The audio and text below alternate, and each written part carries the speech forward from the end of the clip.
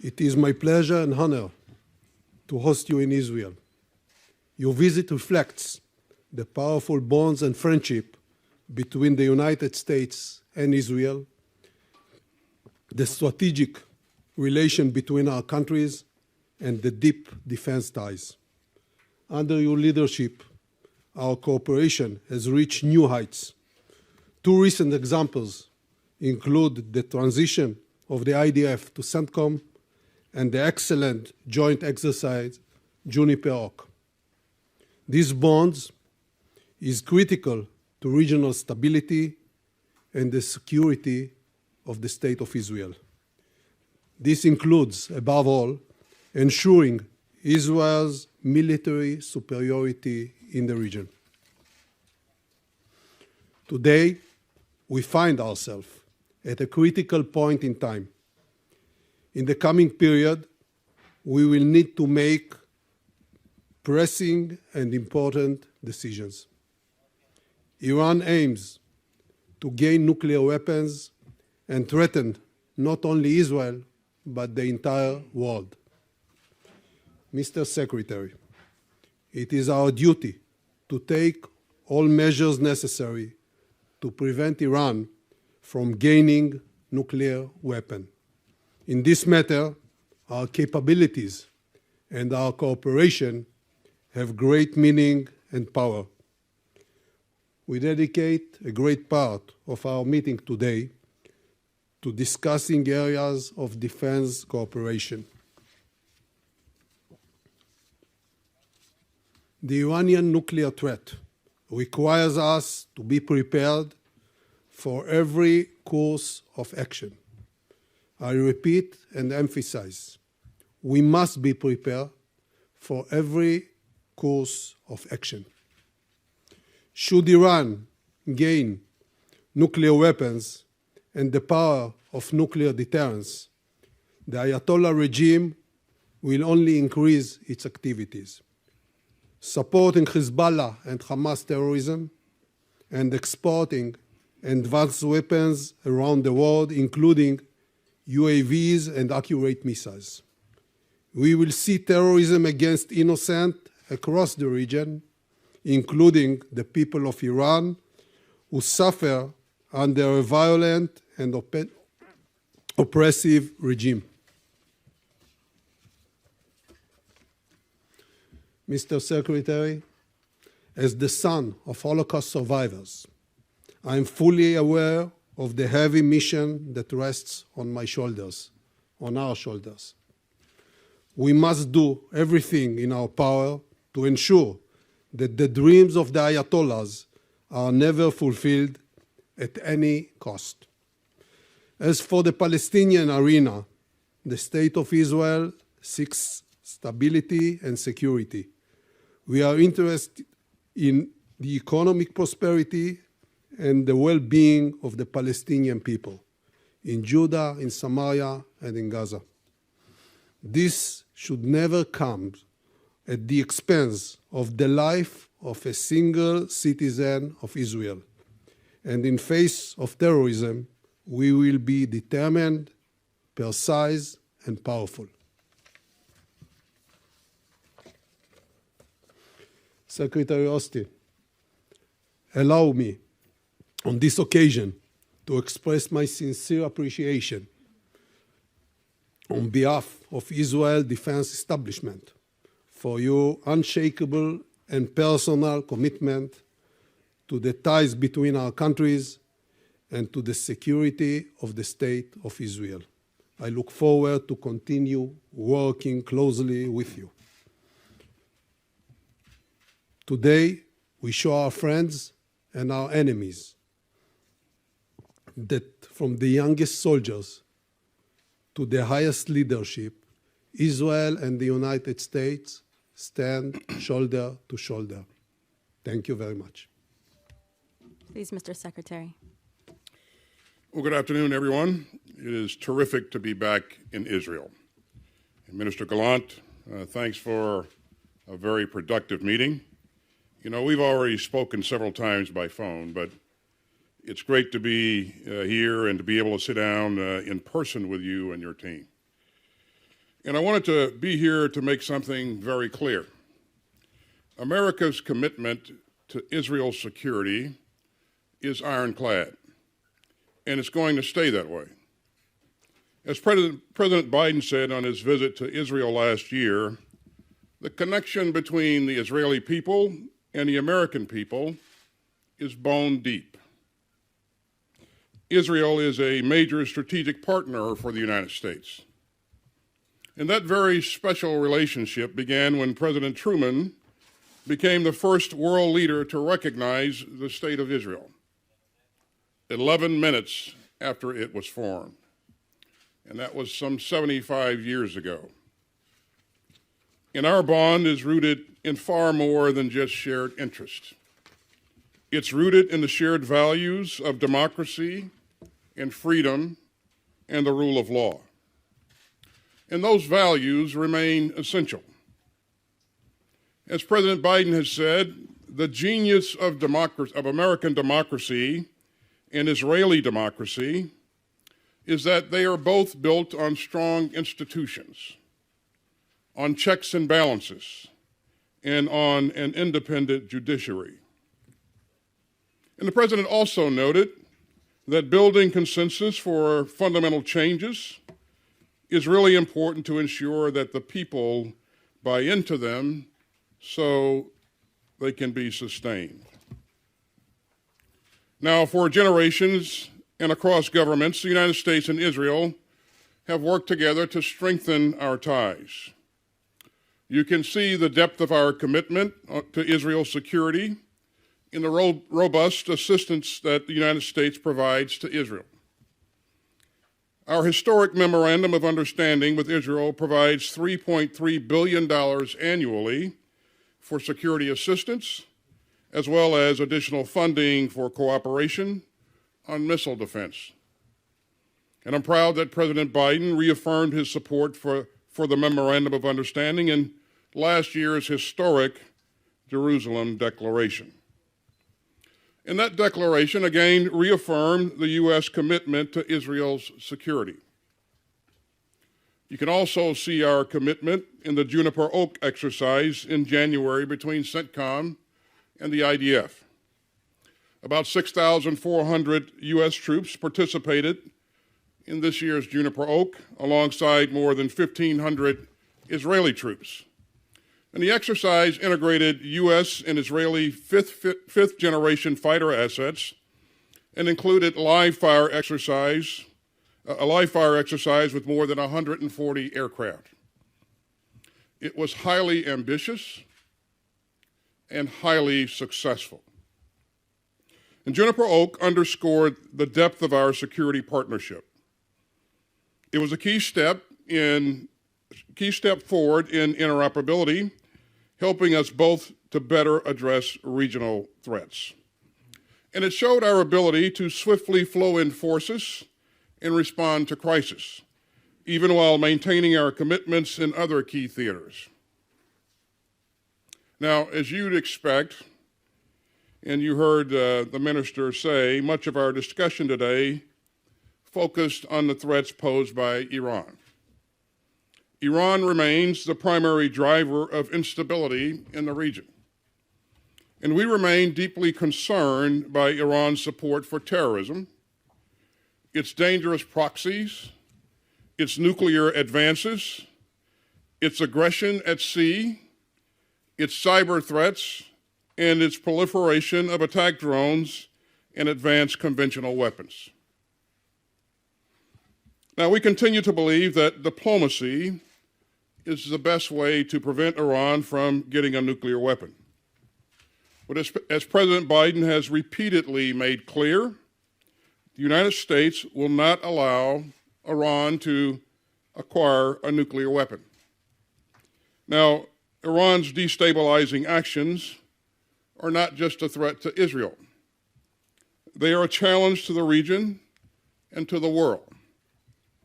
We're especially concerned by Iran's growing strategic partnership with Russia, including using Iranian drones to terrorize and kill innocent civilians in Ukraine. And over the past year, Russia's military cooperation with Iran has deepened, and that poses serious challenges for this region and for the safety of your citizens.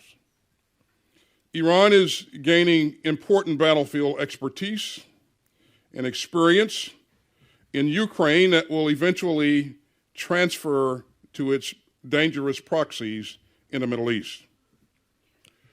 In return for Iranian support in Ukraine, Russia has been offering Iran unprecedented defense cooperation, including on missiles and air defense. And all that just reminds us of the stakes as Russia's cruel and unprovoked war of choice enters its second year.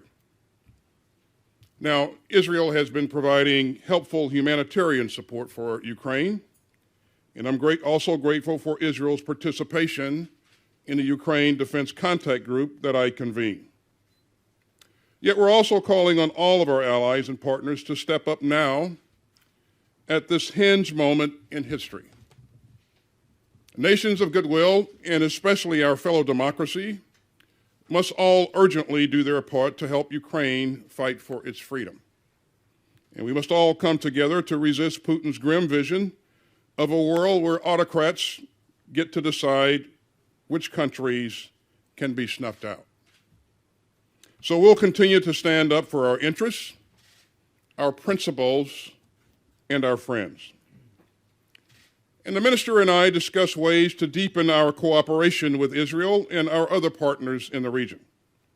And we look forward to continuing to integrate Israel into the region's security architecture.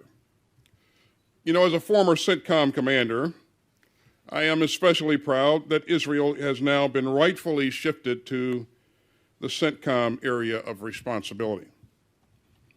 That change and the historic Abraham Accords have opened the door to even greater regional security cooperation. That means new opportunities to share early warning and to integrate air defense capabilities and to expand maritime domain awareness.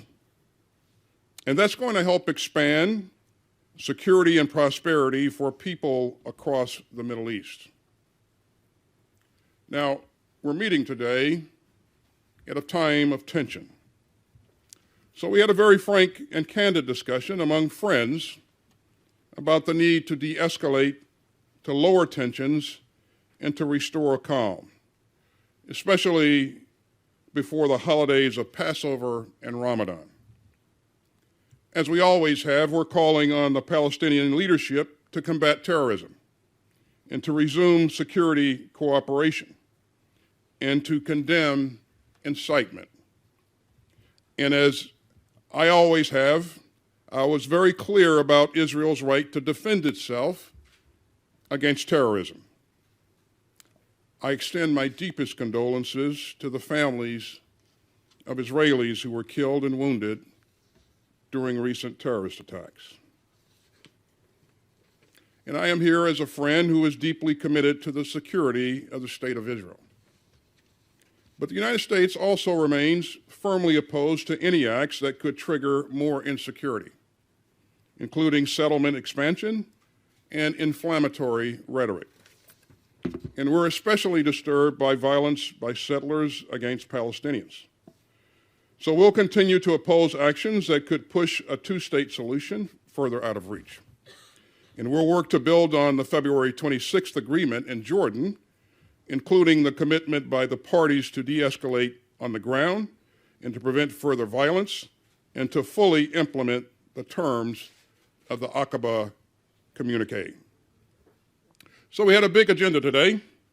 We had a highly constructive discussion.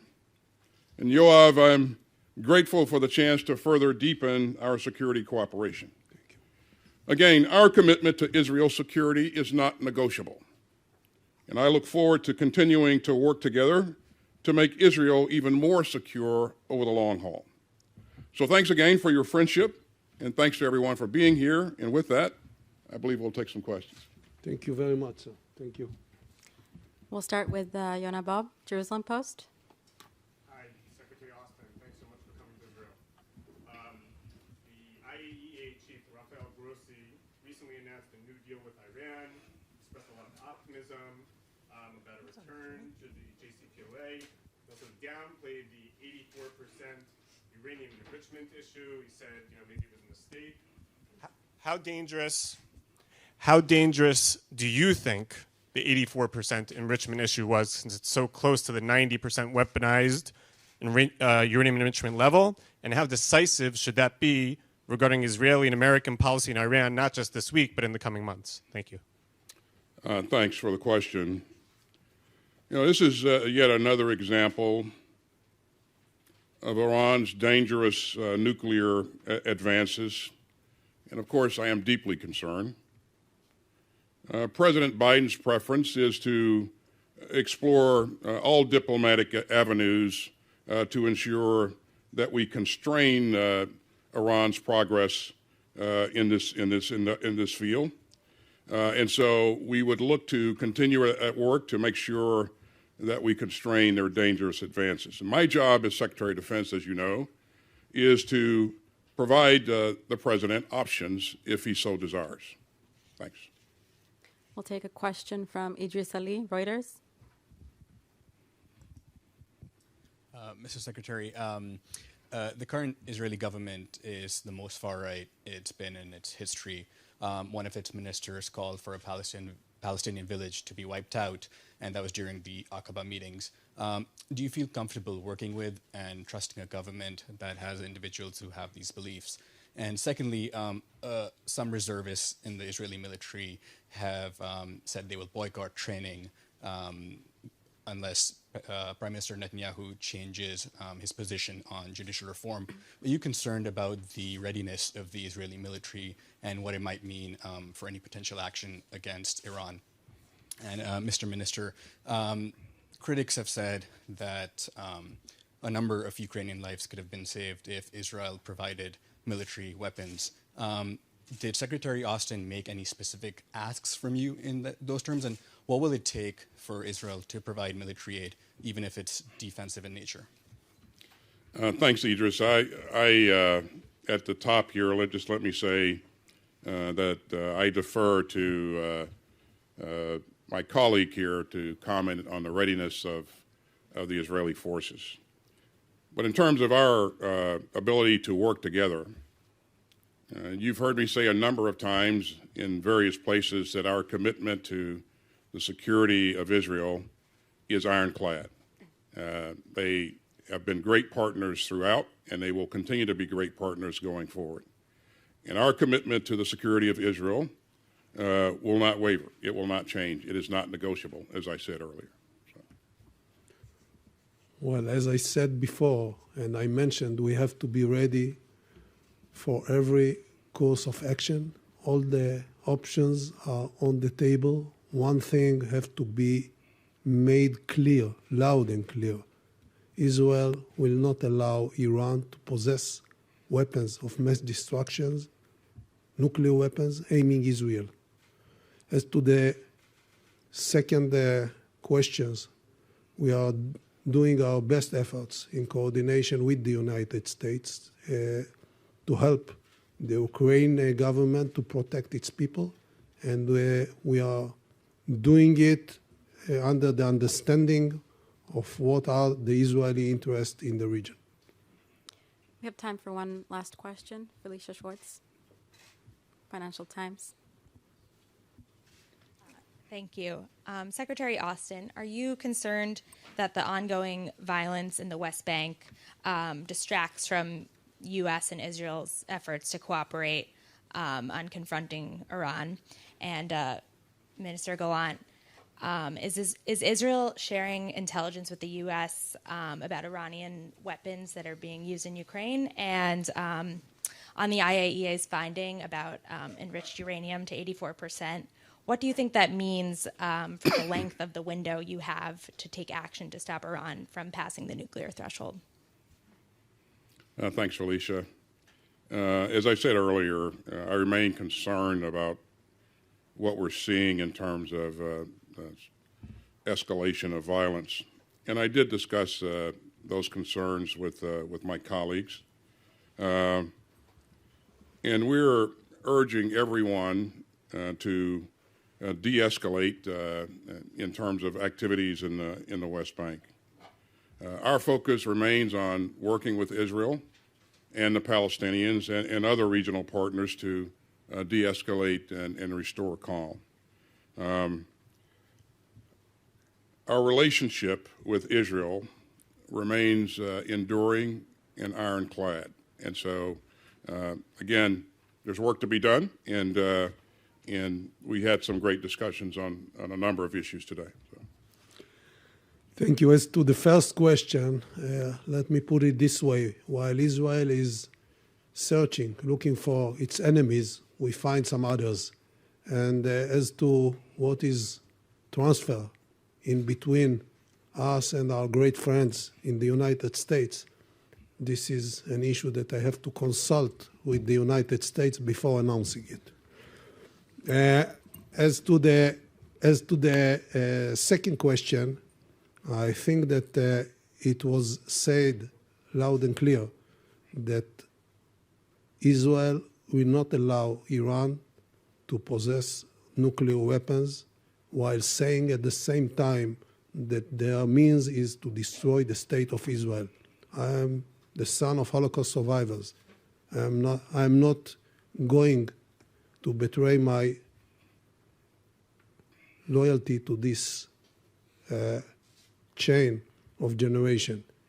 This is our demand, to stay strong and to secure the future of the Jewish people. Thank you. Thank you very much. That's it? That's it. Thank you very Mr. much, Secretary. everyone. Thank you very much. Thank you. You got a great colleague, great partner. Yeah.